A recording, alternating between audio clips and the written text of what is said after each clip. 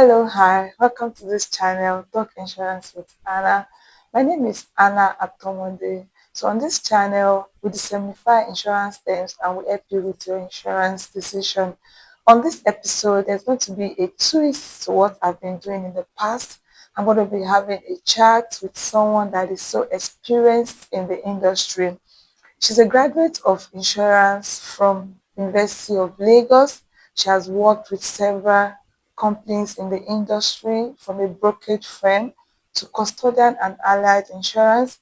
She worked with Zenith General Insurance. She worked with Fin Insurance, Cornerstone Insurance, Rex Insurance, and she's currently the acting MD of IEI Insurance, the incoming president of PILA, Professional Insurance Ladies Association. So today I'm going to be having a chat with her. She's the in person of Dr. Joyce Odiachi. So what are we talking about? We'll be chatting about our plans being the new president of PILA. What's the plan for the PILA community? And also, I will be hearing also a view about the new NIRA Act that is ongoing in the industry.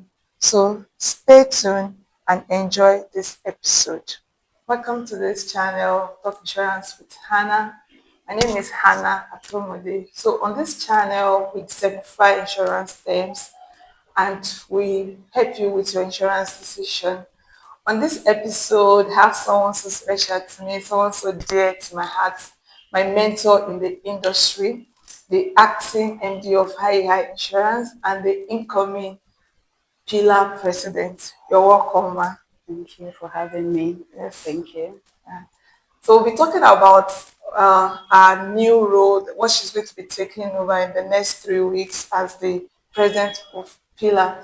Ma, please, what are your plans as you're coming in as the president of PILA? What are you looking out to change in the PILA community?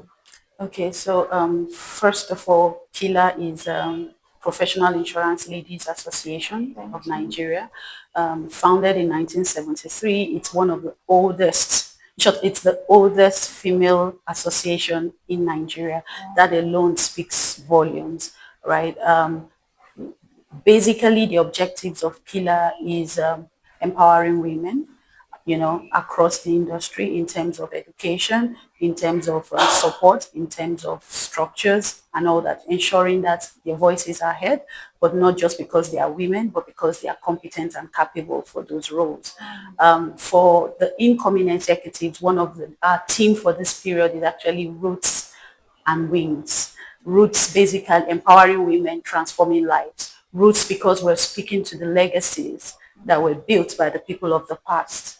And Wings because we're moving forward to a new era for the young ones coming in. You can't build on what is non-existent. So that's why we're paying attention to the roots as well. And when you have ingrained roots, then it actually speaks a lot to the strength of the foundation. And that's the beauty of what we have in PILA.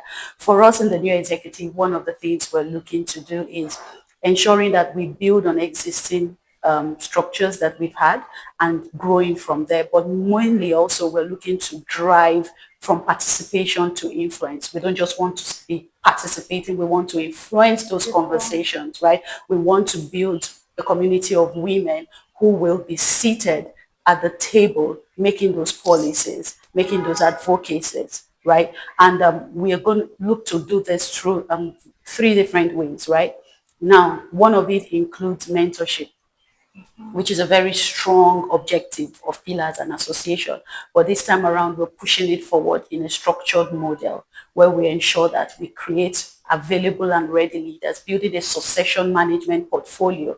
The industry is evolving and we need competent leaders that are able to step into those opportunities that come, and we want to make sure that we support the women to meet this. When we say we want women at the table, not because we are women, but because we actually can sit at the table and own the table, right? Now, another thing we want to do is bring up the young ones, inclusivity, driving, interactions. At PILA, we do a lot of engagement for bringing in the young ones, bringing insurance awareness, which is also a major trust of the insurance Institute, right, of which we're part of it. So we look to drive that awareness, drive the penetration drive, which is also something that the new regulation is speaking to. And again, beyond that, we're looking to make impact in the communities that we operate, not just locally, but actually, nationally. So we even have chapters across certain areas. Currently, we have a chapter in Abuja, we have in Port Harcourt, we have in Ogun State.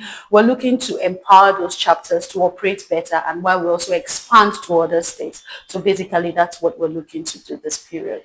You're looking to doing a lot, and I Yeah, know since you have the strength, you have the capacity. So from what you have said, I know you are going to work on the past structures, which is going to be something that will drive you to moving forward. Mentorship, bringing women to the table to take decision in the industry, not just like strong women. And we are women, we are capable, we have the very strength. capable. Thank you so much. So let's still drive it down now. I want you to talk about the new NIRA Act, what is happening in the industry. So the question is, how does this affect the industry itself? How does the new NIRA Act affect the people that works in the industry? Then how does it affect our clients and also our stakeholders? Okay, so NIRA, it's basically the new insurance regulation that was brought into effect in July last year by the regulators, the National Insurance Commission.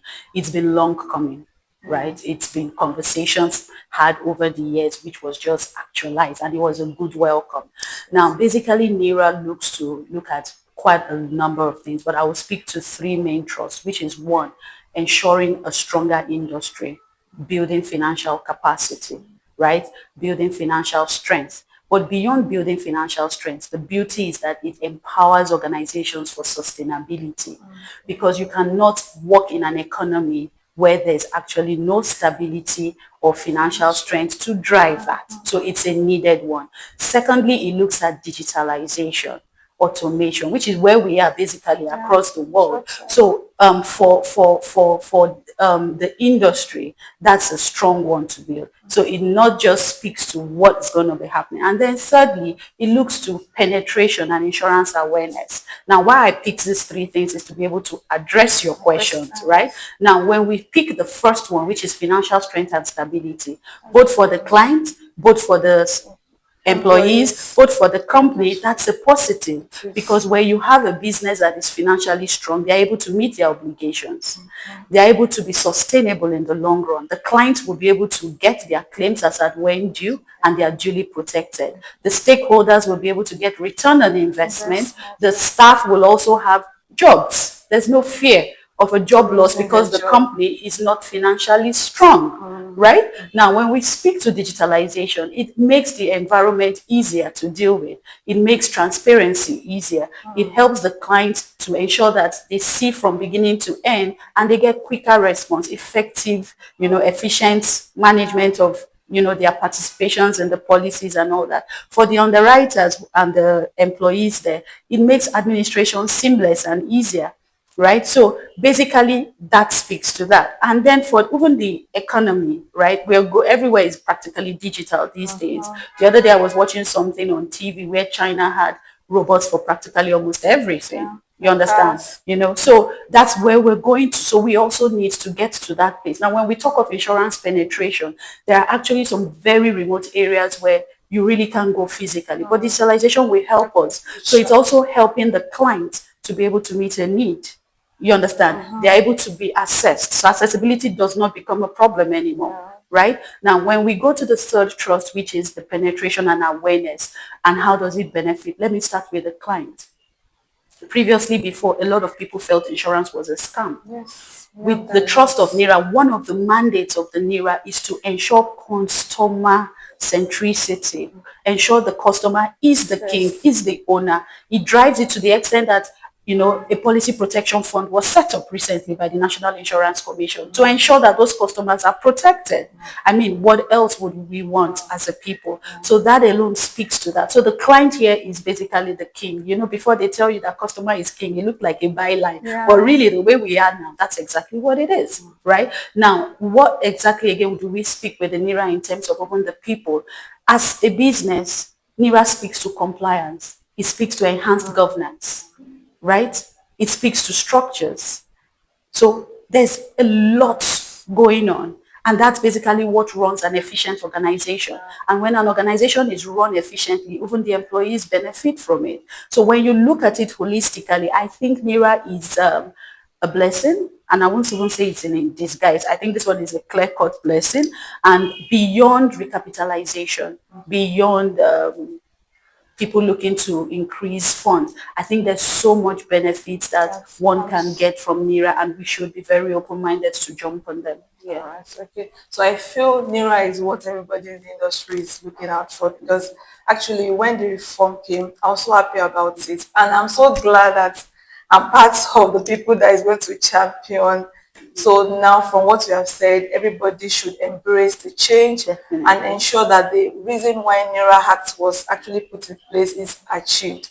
And actually, thank you so much. It has been very, very like very expository, and Thank you for thanks having for me. your time. I appreciate you coming up on this channel. I Thank you still for look having me. forward for more of you in the Definitely, future. we're as PILA, we're positioned to be very, very supportive in driving the insurance mandate, right? We're looking to ensure that we have a portfolio of women, right, that are up there, pushing and driving. And of course, you're part of us. So we know that we're going to be doing so much more. And we Yes, hope to bring in on board a lot more yes. people to Yeah, drive this I with do that a us. lot for my young people, that I encourage them to rise their insurance industry is a very sweet place to work. Like, Definitely. you're solving problem, like you're a problem I solver, and you should be glad you're doing that. yeah. I told someone one. I said it seems.